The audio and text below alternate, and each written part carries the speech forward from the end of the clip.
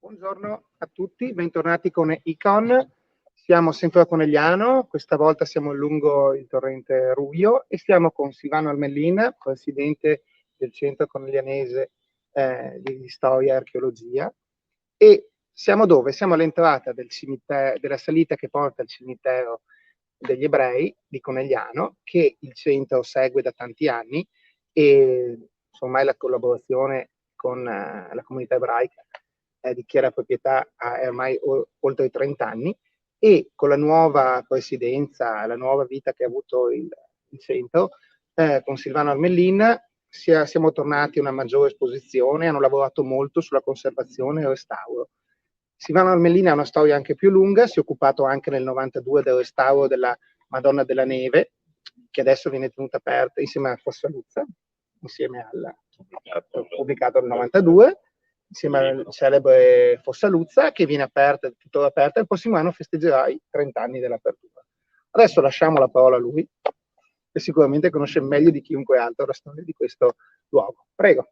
Bene, benvenuti al cimitero ebraico antico di Conegliano. Certamente questo non è il più antico, perché la venuta della comunità ebraica in Conegliano è datata 1380 e quindi questo cimitero inizia la sua attività nel 1550 circa, e quindi pensiamo che prima ci fosse un altro cimitero ebraico, magari sul versante di via Pascoli a Conegliano, sul versante di via Cavallotti da quelle parti, perché la comunità viveva più verso via 20 settembre.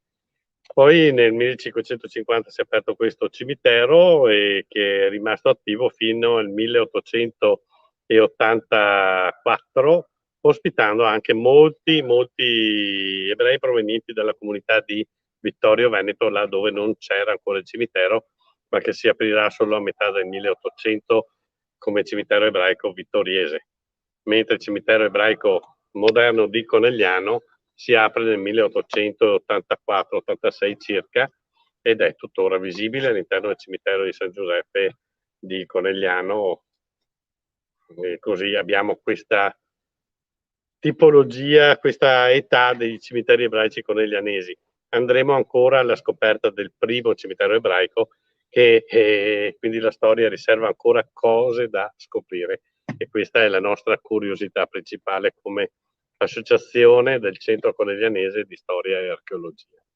Sì, ci sono anche delle pubblicazioni in merito, l'ultima della quale verrà presentata a breve, precisamente domenica 12 settembre a San Francesco, che in questo momento mostriamo, lasciamo parlare a lui assolutamente della pubblicazione.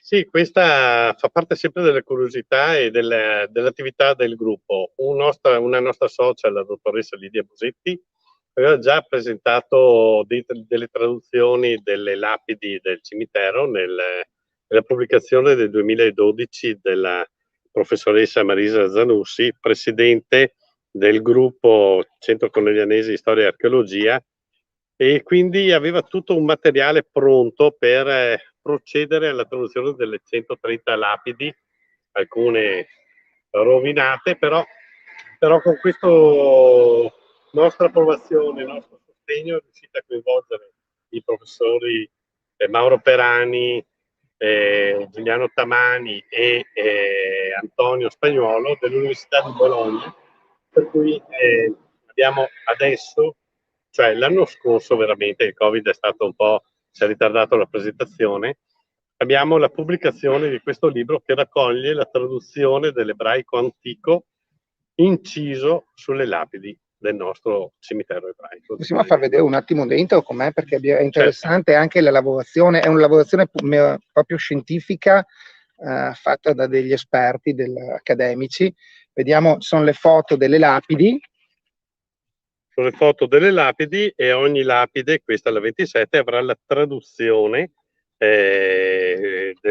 dell'epitafio, molto poetico a volte ripercorrono le attività professionali in vita, a volte ricordano i parenti, i fratelli, e quindi racconta proprio la vita della comunità ebraica attraverso queste persone. È un interessante spaccato che vedremo direttamente dal vivo, le lapidi, adesso che saliremo man mano, e si sale da questa parte, che in realtà non è l'originale accesso, giusto? Questa qui è via salita Marco Grassini. E chi era Marco Grassini? Marco Grassini, dovevo dire che la comunità ebraica coneglianese si estingue alla fine dell'Ottocento, c'erano poche famiglie, però nel momento che nel 1866 c'è stata l'unità d'Italia e Conegliano doveva eleggere il suo primo sindaco, ha eletto un sindaco ebreo della comunità ebraica, ma perché erano persone preparate. E dico sempre che nel consiglio eletto in quell'epoca c'era anche una persona della famiglia Fanno. Noi a Conegliano abbiamo intitolato un istituto di ragioneria, ma non a caso, perché loro erano economisti e professori universitari di economia, e l'altra famiglia era un Vital. A Vital abbiamo qui a Conegliano dedicato una via, ma sicuramente Vital è il primo storico che raccoglie la storia di Conegliano, e quindi facciamo un riferimento ancora a lui. È veramente una persona, un personaggio, una di quelle persone che a Conegliano resteranno nella memoria. Sì, beh, io devo dire da archeologo, devo dire che con i mezzi che aveva Vital tra la fine dell'Ottocento e la metà del Novecento, senza tutte le moderne tecnologie e le tecnologie di scavo, ha avuto una capacità di lettura del territorio e anche della capacità di lettura delle fonti storiche, che tuttora sono valide, e certe sue intuizioni sono assolutamente da seguire come linee guida. Quindi adesso cosa facciamo? Adesso noi saliamo lungo la salita Grassini. 110 scalini della salita Grassini. Ecco. Costo meglio? Sì, sì.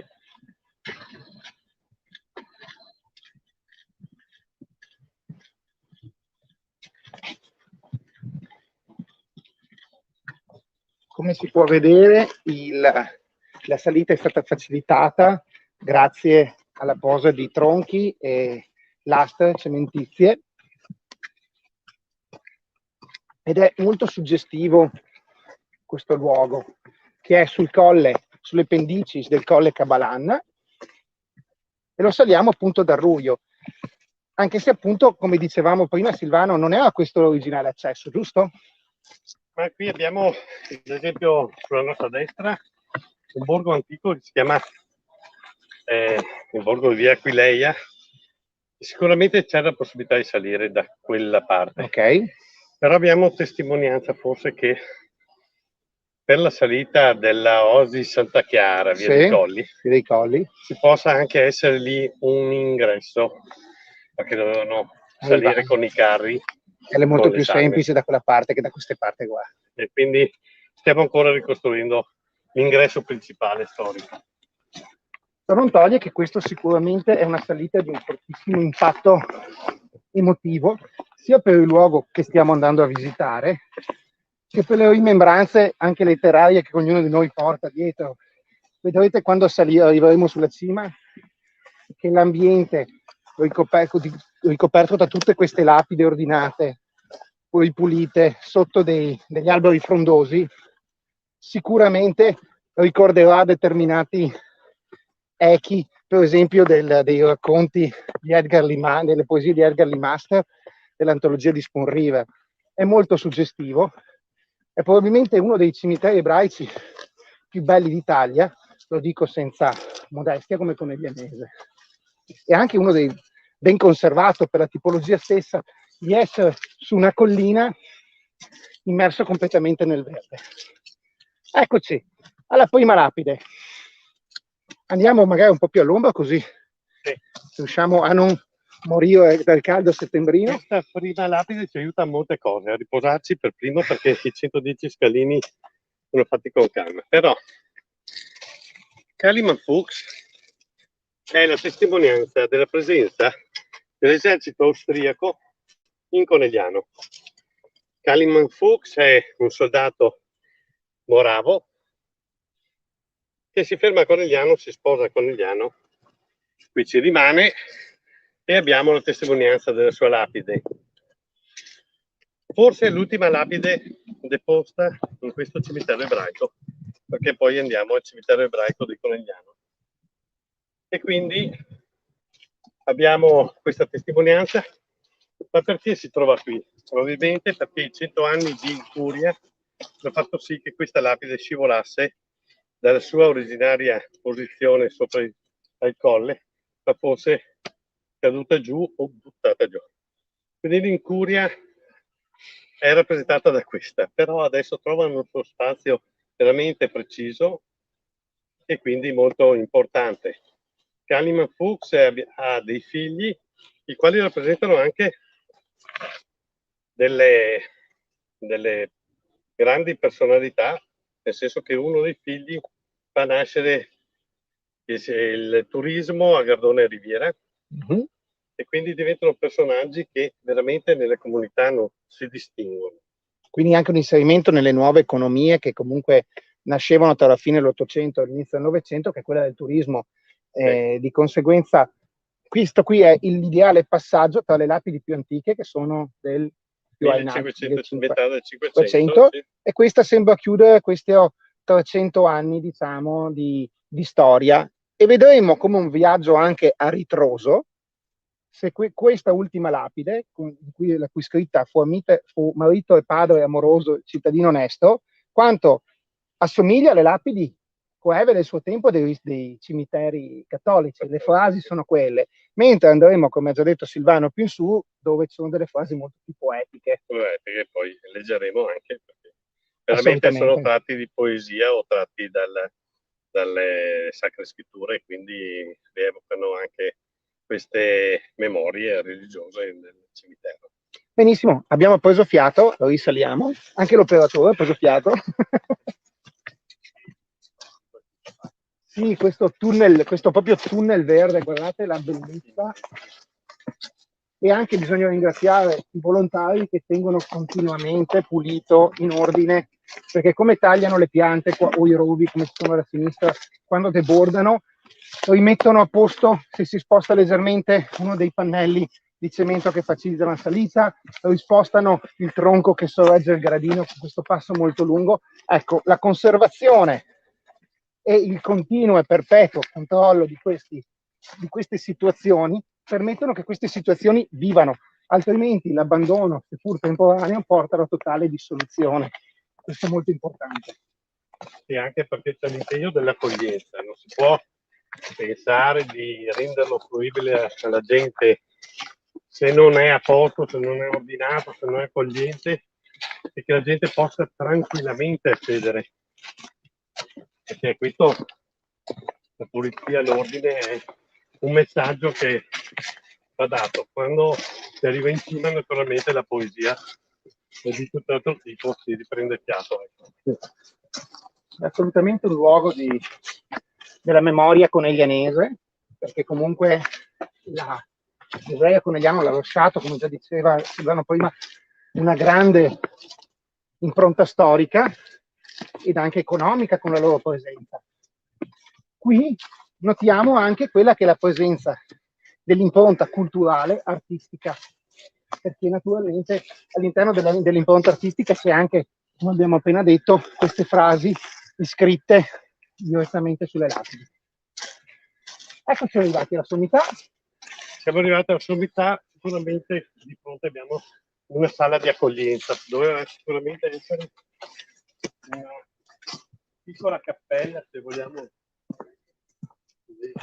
definirla, e naturalmente perché le giornate potevano essere di pioggia o meno, e quindi probabilmente veniva fermato qui il raccoglimento per la preghiera per la successiva sepoltura.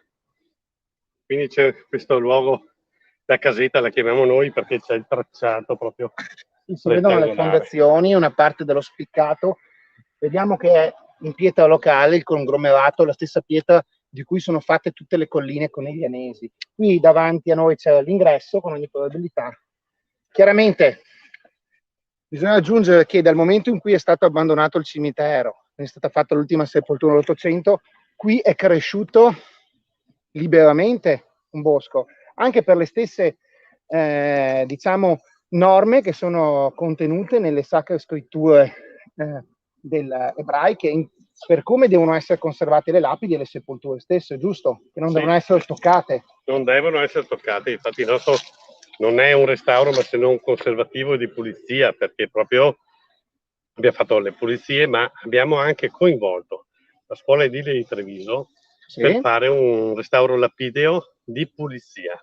Ecco. Per insegnar loro, per toccare con mano qual è il materiale da restaurare, perché abbiamo bisogno anche di maestranze che facciano questi restauri.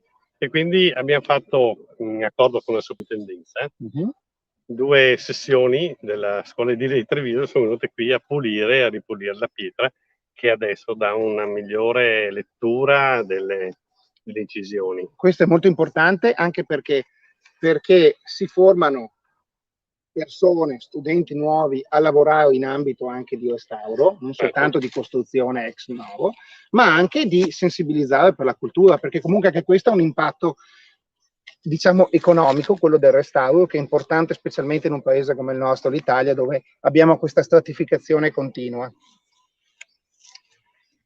Cosa abbiamo?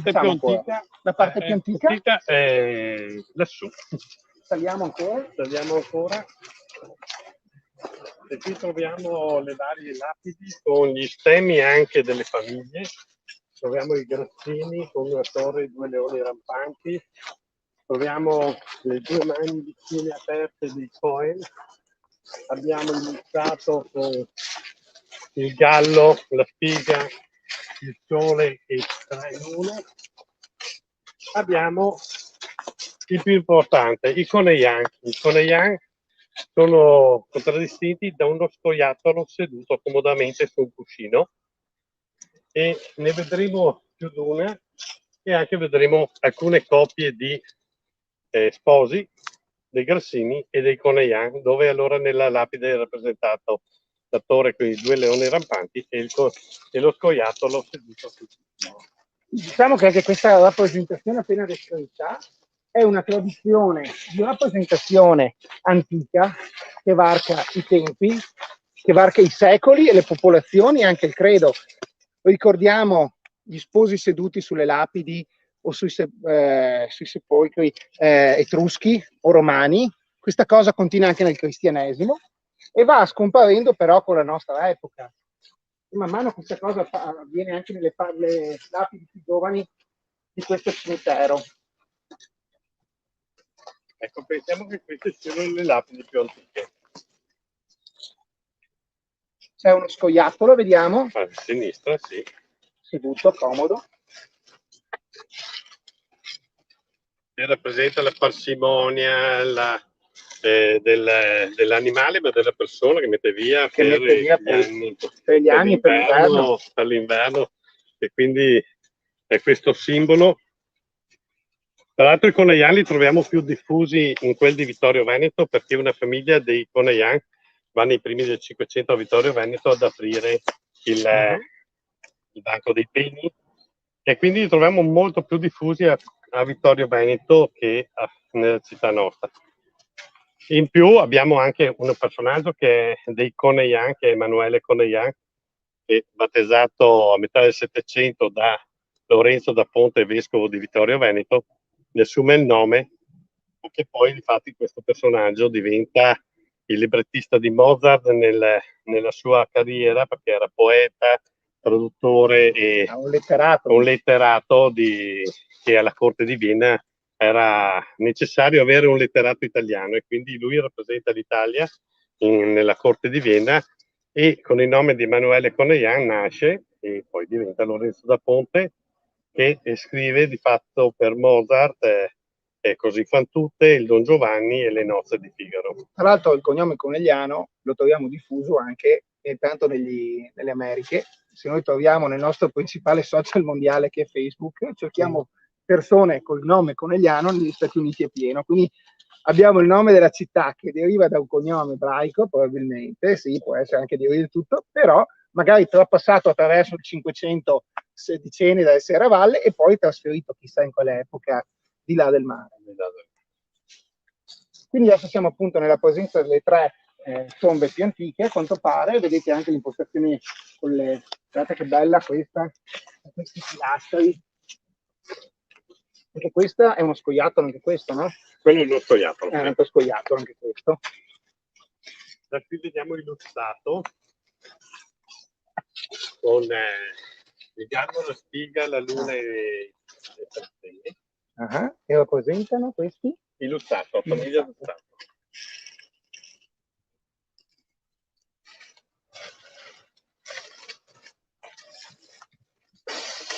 Qui ancora il Conegliani.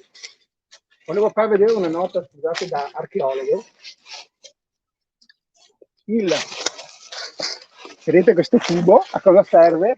Non è uno scarico, ma serviva a tenere su la lapide, perché la lapide si finisce sul fondo con un foro e viene infilato di solito un tronco per poter tenere in piedi la lapide sottoterra senza che si piegasse, ed è una tradizione anche che risale all'età romana. Ci troviamo queste lapidi in questo, quindi una consuetudine. Perché? Perché è un sistema che funziona e per impedire che collassi la lapide viene riutilizzato. Come vedete è molto suggestivo, però questo qui non è l'immagine che c'era fino a 50 anni fa qua. Qui nelle vecchie foto cos'è che c'era? Ma probabilmente le lapidi distese a terra, se volete ve ne faccio vedere una da giù, come Ecco. abbiamo ancora una testimonianza di come dovevano essere, perché adesso vediamo il restauro fatto dai precedenti, dalla precedente associazione o la precedente di Marina Zalossi, penso che situazioni di questo tipo siano riusciti a rimettere in piedi sullo stesso luogo la lapide.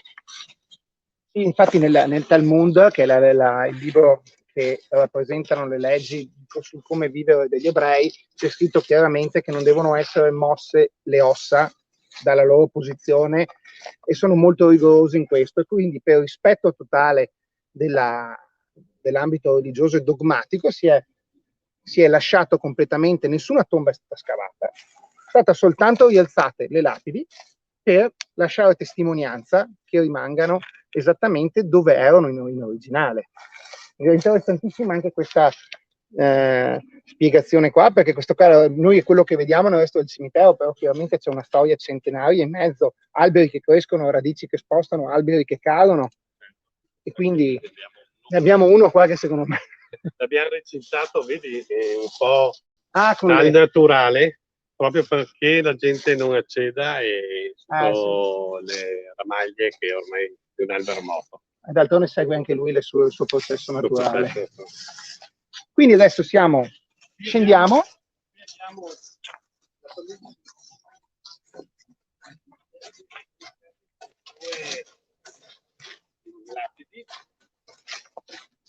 Graffini con la torre, vediamo. Abbiamo la torre e due leoni rampanti.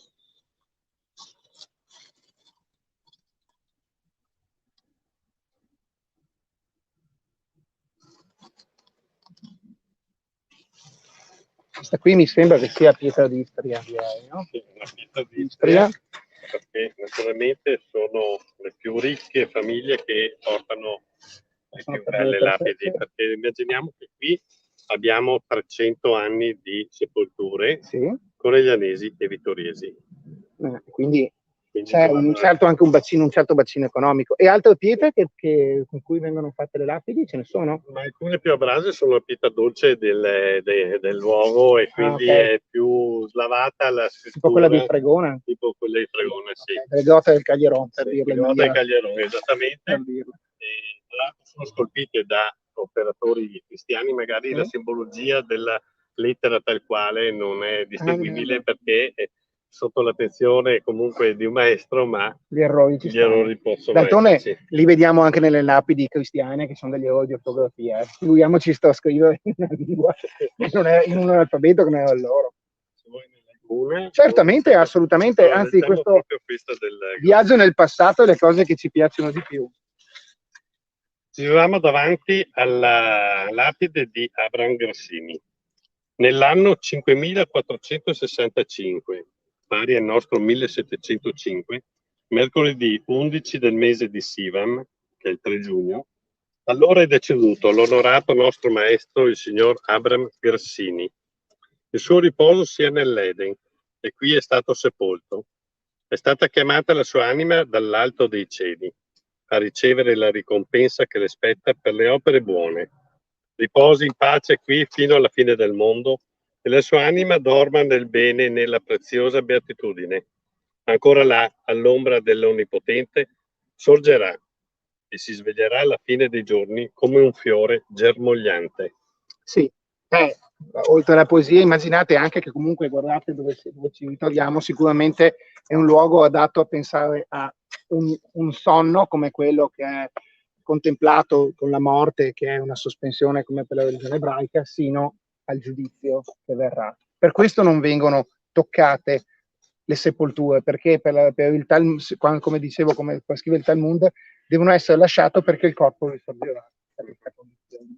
In questa posizione vediamo appunto la stele di Grassini è sefardita, quindi sono gli ebrei provenienti dalla Spagna, dopo che nel 1492 sono stati cacciati, probabilmente arrivati a Venezia sono stati inviati qui in Conegliano.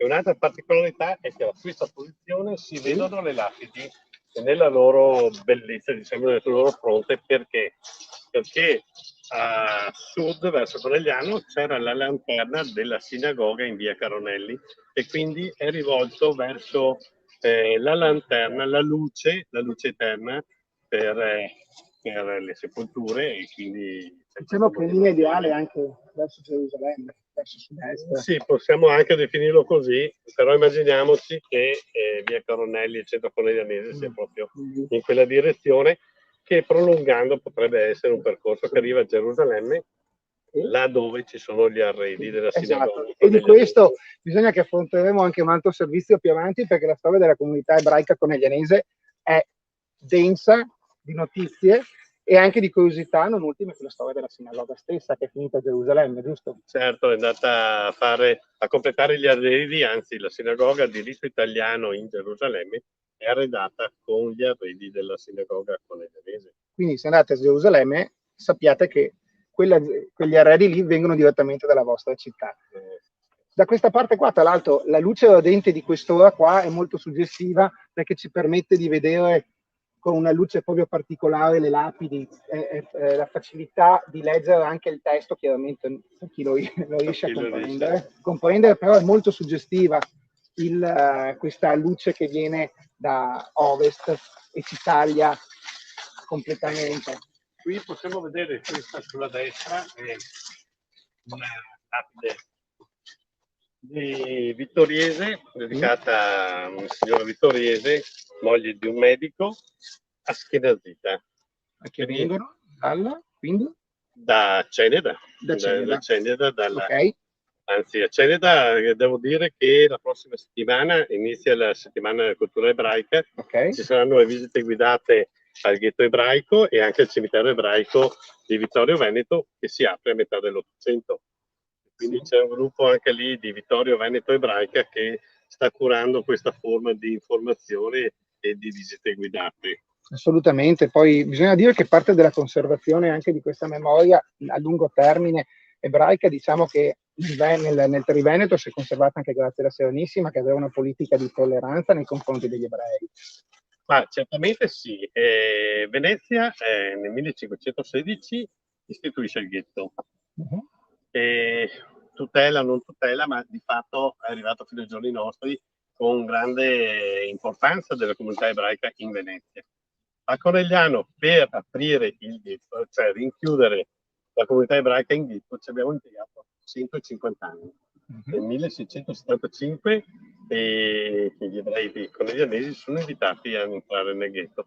Quindi abbiamo una situazione di convivenza, tolleranza e di interesse reciproco veramente grandioso, perché dire 150 anni è un'età molto lunga e quindi non c'era bisogno, non c'era tensione, e a Conegliano la comunità sicuramente ha lavorato bene con tutte le persone, insomma. Anche perché erano comunque parte della cittadinanza, visto considerata che ricordavamo prima nel 1380, quindi erano già 300 anni che erano in città, e anche nelle cronache quattrocentesche vengono ricordati gli ebrei come attività di vario tipo, ma perché tra l'altro iniziano le prime fabbriche, le prime industrie anche della seta, della lavorazione di manufatti, quindi gli ebrei avevano piccole fabbriche, ma davano lavoro alla gente, oltre al prestito, che intendiamo sempre il prestito, però era il lavoro del quotidiano, ma anche piccole fabbriche della lavorazione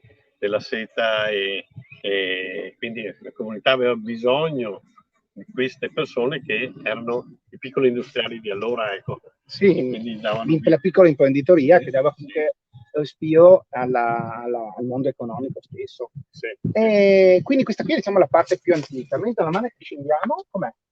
Allora, si viaggia nel tempo? Si viaggia nel tempo perché qui troviamo tutta la parte antica e ebraico antico.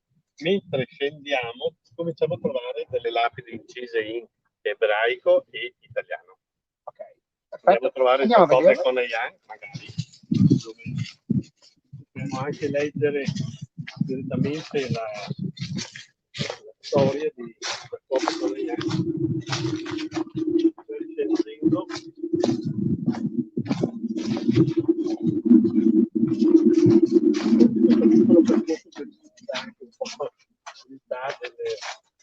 L'evoluzione.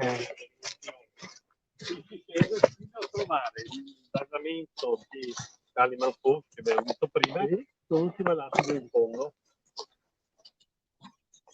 E qui le lapidi sono meno preziose, non hanno gli stemmi familiari. Qui abbiamo l'industria Giacobbe Coneglian. Giacobbe Conegliano, epitafio dell'illustre ed erudito signor Giacobbe Conegliano. Quindi in questo suo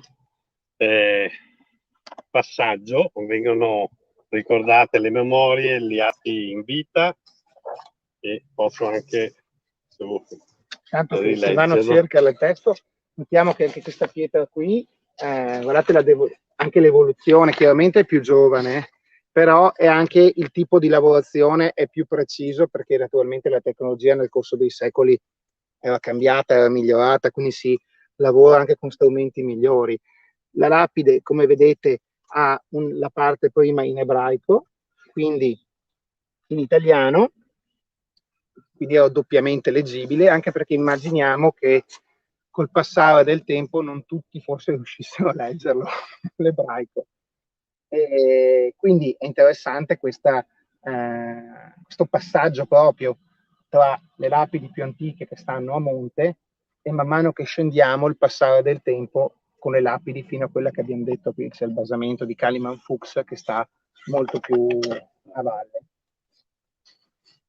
Come vedete possiamo fare intanto una panoramica sull'ambiente che è fortemente suggestivo, come abbiamo detto.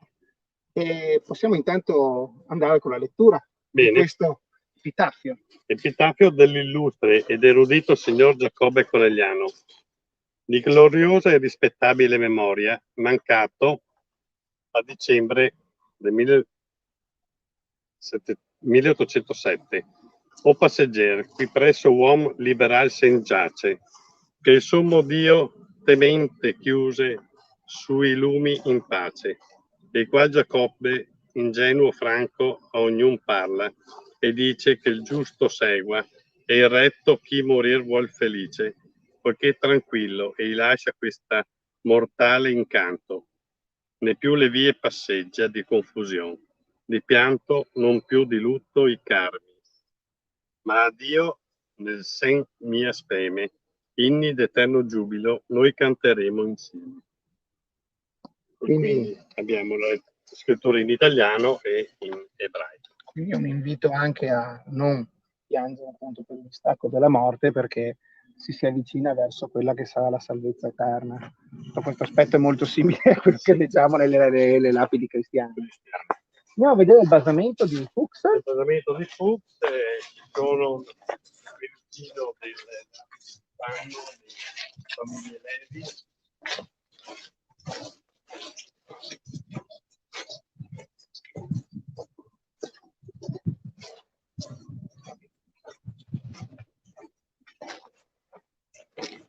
Eccoci qua.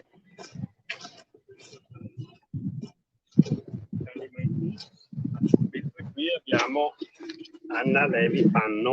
Interessante, due cognomi, diciamo, rinomati. Sua sposa, appunto, signora Levi sposa un fanno. Diciamo morta a 62 anni nel 1874. Quindi Kalima Fult del 1882 diventa proprio successivo. L'ultimo. Poi dopo anche perché dopo viene costruito il nuovo cimitero centrale di San Giuseppe con all'interno un'area riservata alla comunità ebraica dove è anche seppellito Adolfo Vitale. Adolfo Vitale, la famiglia Vitale, alcuni fanno sono sepolti lì all'interno e quindi tutti passano di là e poi questo luogo subisce l'oblio della chiusura e dell'abbandono. Che sia stato interrotto per fortuna dalla vostra attività, che prosegue non soltanto nel tenere aperto ogni domenica prima del mese, giusto? Prima del mese, dalle 10 alle mezzogiorno, con delle visite guidate, offerta libera se non ricordo male, e quindi troverete delle guide preparate che vi porteranno a scoprire questo meraviglioso aspetto della Conegliano. Qui sentite c'è un silenzio più totale, c'è questa aria, è molto suggestiva in qualsiasi stagione. E poi le altre attività quali sono che state lavorando sempre collegata al mondo ebraico? Ma al mondo ebraico stiamo appunto presentando il libro. Sì, che andava presentato questa domenica, il 12 di settembre alle 17:30 presso il convento di San Francesco. Noi seguiremo in diretta e la trasmetteremo per chi non potrà, anche perché c'è una particolarità dato il periodo del Covid, la prenotazione è obbligatoria.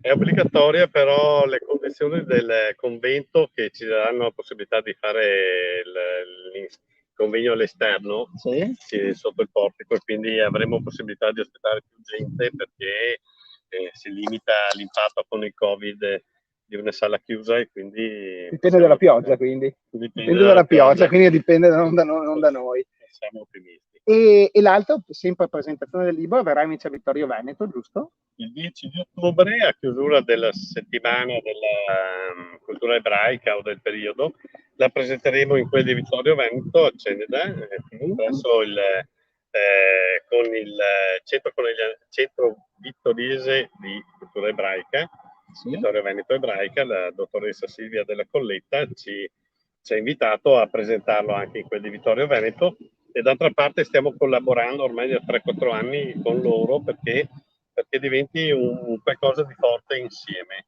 di qualcosa di che le comunità c'erano a Conegliano, Vittorio Veneto, quindi nel territorio non possiamo evitarle, scinderle, dividerle. È la stessa cosa, esattamente. E loro avevano, la famiglia Conegliano è andata a Vittorio Veneto e qui venivano sepolte le personalità e le persone. Quindi c'è un doppio passaggio, vita-morte, morte-vita, da seguire assolutamente. Niente. Lavoriamo con loro. Grazie a Silvano Armelin, grazie al centro che rappresenta di questa fantastica guida, e noi ci vediamo al prossimo appuntamento, che verrete avvertiti. Io direi di girarci da qua sotto e sfumare e chiudere con queste bellissime immagini di queste lapidi che la luce odierna del sole ci permette di vedere bene grazie alla luce radente, come dicevo prima. Grazie a tutti e buona giornata.